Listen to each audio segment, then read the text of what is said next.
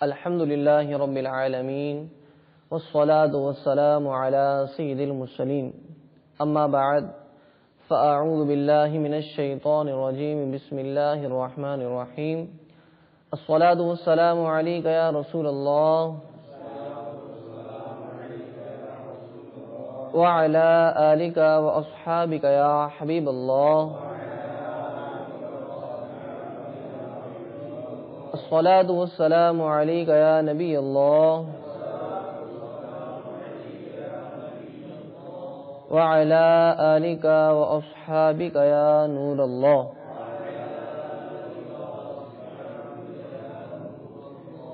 سرکار دو عالم نور مجسم شاہ بنی آدم رسول محتشم صلی اللہ تعالی علیہ وآلہ وسلم نے ارشاد فرمایا، جو شخص روزانہ مجھ پر 50 مرتبہ درود پاک پڑھنے کا معمول بنا لے، کل بروز قیامت میں اس سے مصافحہ کروں گا. صلو علی الحبیب صلی اللہ تعالی علی محمد صلی اللہ تعالی علیہ وسلم. صلاۃ و سلام علیک یا سیدی یا رسول اللہ. میٹھے میٹھے اسلامی بھائیوں اور مدنی چینل کے ناظرین، الحمدللہ عز و جل مدنی چینل کے سلسلے فیضان کنز ایمان میں حاضر ہیں. آج کے اس سلسلے میں ہم سنیں گے کہ حضرت ابراہیم علیہ السلام نے جو اللہ کی بارگاہ میں دعا کی تھی اور عرض کی تھی کہ مالک مولا، میں مردوں کو زندہ ہوتا ہوا دیکھنا چاہتا ہوں کہ تو کس طرح مردوں کو زندہ فرماتا ہے، تو اس کا پورا واقعہ سورہ بقرہ میں اللہ تعالی نے بیان فرمایا. انشاءاللہ عز و جل پہلے ان آیتوں کی تلاوت سماعت کرتے ہیں، اس کے بعد اس کا ترجمہ و تفسیر سماعت کریں گے. اعوذ باللہ من الشیطان الرجیم، بسم اللہ الرحمن الرحیم. وَإِذْ قَالَ إِبْرَاهِيمُ رَبِّ أَرِنِي كَيْفَ تُحْيِي الْمَوْتَىٰ قَالَ وَلَمْ تُؤْمِنْ قَالَ بَلَىٰ وَلَٰكِن لِّيَطْمَئِنَّ قَلْبِي قَالَ فَخُذْ أَرْبَعَةً مِّنَ الطَّيْرِ فَصُرْهُنَّ إِلَيْكَ ثُمَّ اجْعَلْ عَلَىٰ كُلِّ جَبَلٍ مِّنْهُنَّ جُزْءًا ثُمَّ ادْعُهُنَّ يَأْتِينَكَ سَعْيًا وَاعْلَمْ أَنَّ اللَّهَ عَزِيزٌ حَكِيمٌ. آمنت بالله صدق الله العظيم. الحمدللہ عز و جل ابھی ہم نے سورہ بقرہ کی آیت نمبر 260 سننے کی سعادت حاصل کی. اس آیت مبارکہ میں حضرت ابراہیم علیہ السلام نے اللہ کی بارگاہ میں دعا کی تھی کہ یا اللہ عز و جل، میں جانتا ہوں کہ تو مردوں کو زندہ فرما سکتا ہے اور تو یقیناً مردوں کو زندہ فرمائے گا، لیکن مجھے دکھا دے کہ تو مردوں کو کس طرح زندہ فرماتا ہے.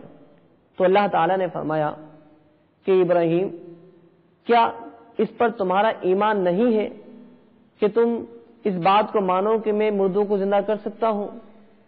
تو آپ نے عرض کی کہ کیوں نہیں مالک مولا، میں اس پر ایمان تو رکھتا ہوں، لیکن میری تمنا یہ ہے کہ اس منظر کو اپنی آنکھوں سے دیکھنے میں کامیاب ہو جاؤں تاکہ میرے دل کو قرار آ جائے.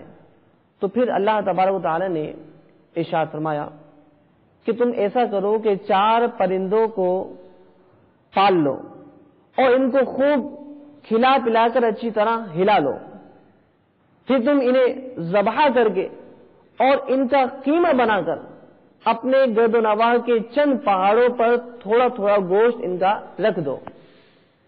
پھر ان پرندوں کو پکارو تو وہ پرندے زندہ ہو کر دوڑتے ہوئے تمہارے پاس آ جائیں گے، اور اس طرح تم مردوں کے زندہ ہونے کا منظر اپنی آنکھوں سے دیکھ لو گے.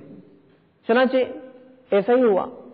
سیدنا ابراہیم علیہ الصلوۃ والسلام نے 4 پرندے لیے، ان میں سے ایک مرغ، ایک کبوتر، ایک گدھ اور چوتھا تھا مور. ان 4 پرندوں کو آپ نے پالا اور ایک مدت تک ان 4 پرندوں کو کھلا پلا کر خوب ہلا لیا.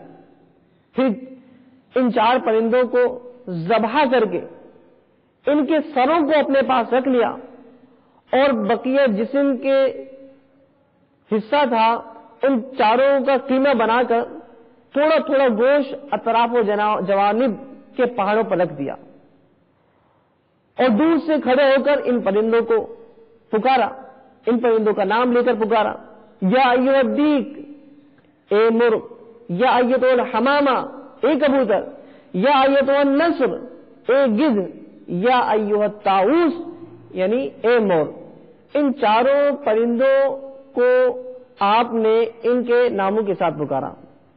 آپ کی پکار پر ایک دم پہاڑوں سے گوشت کا کیما اڑنا شروع ہو گیا، ہوا میں بلند ہو گیا، اور ہر پرند کا گوشت پوست ہڈی پر الگ ہو کر 4 پرندے تیار ہو گئے، اور وہ چاروں پرند بلا سروں کے دوڑتے ہوئے اڑتے ہوئے حضرت سیدنا ابراہیم علیہ السلام کے پاس آ گئے اور اپنے سروں سے جڑ کر دانا چگنے لگے اور اپنی اپنی بولیاں بولنے لگے۔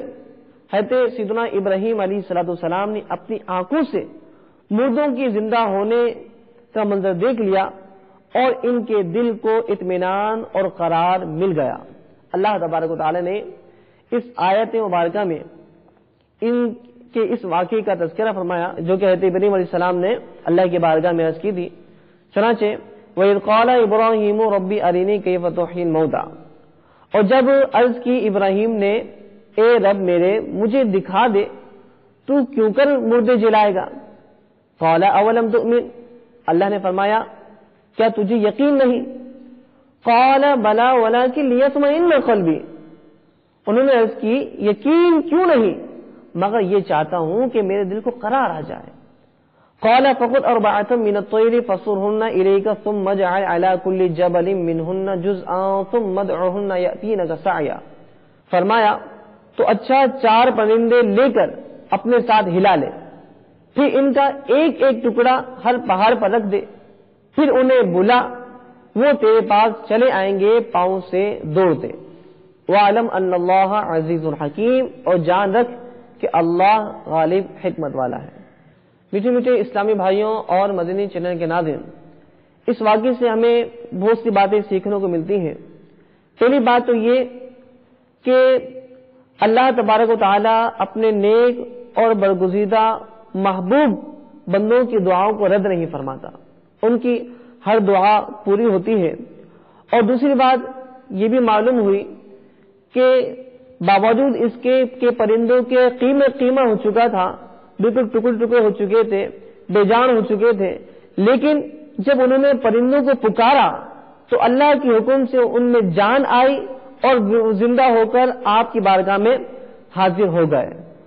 تو حضرت سیدنا ابراہیم علیہ السلام کا یہ مقام ہے، تو خود ہم جان سکتے ہیں کہ آقا دو جہاں صلی اللہ تعالی علیہ وسلم جو کہ سیدنا ابراہیم علیہ السلام سے بھی زیادہ مرتبے والے ہیں، تو آپ اگر کسی مردے کو زندہ کرنے تو وہ کیوں کر زندہ نہ ہو سکے۔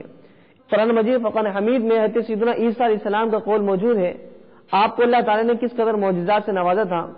فرماتے ہیں انی اخلق لکم من الطین کہیۃ الطیر فانفخ فیہ فیکون طیرا باذن اللہ، کہ میں تمہارے لیے مٹی سے پرند کی سی صورت بناتا ہوں، پھر اس میں پھونک مارتا ہوں تو وہ فوراً پرند ہو جاتی ہے اللہ کے حکم سے۔ وَأُبْرِئُ الْأَكْمَحَ وَالْأَبْرَصَ وَأُحْيِي الْمَوْتَى بِإِذْنِ اللَّهِ، اور میں شفا دیتا ہوں مادر ذات اندھے اور سفید داغ والے کو، اور میں مردے جلاتا ہوں اللہ کے حکم سے۔ وَأُنَبِّئُكُم بِمَا تَأْكُلُونَ وَمَا تَدَّخِرُونَ فِي بُيُوتِكُمْ، اور تمہیں بتاتا ہوں جو تم کھاتے ہو اور جو اپنے گھروں میں جمع رکھتے ہو۔ سیدنا عیسیٰ علیہ نبینا علیہ السلام کا یہ عالم ہے، آپ کے علم کا یہ عالم ہے کہ آپ ان لوگوں کو جو لوگ کھاتے تھے، جو لوگ اپنے گھروں میں جمع رکھتے تھے، وہ تمام باتیں بتا دیا کرتے تھے۔ اسی طرح آپ کو اللہ تعالیٰ نے یہ معجزہ عطا فرمایا تھا کہ آپ مٹی سے کوئی پرندے کی صورت بناتے تھے، اس میں جب پھونکتے تھے تو وہ اس کے اندر جان پڑ جاتی تھی۔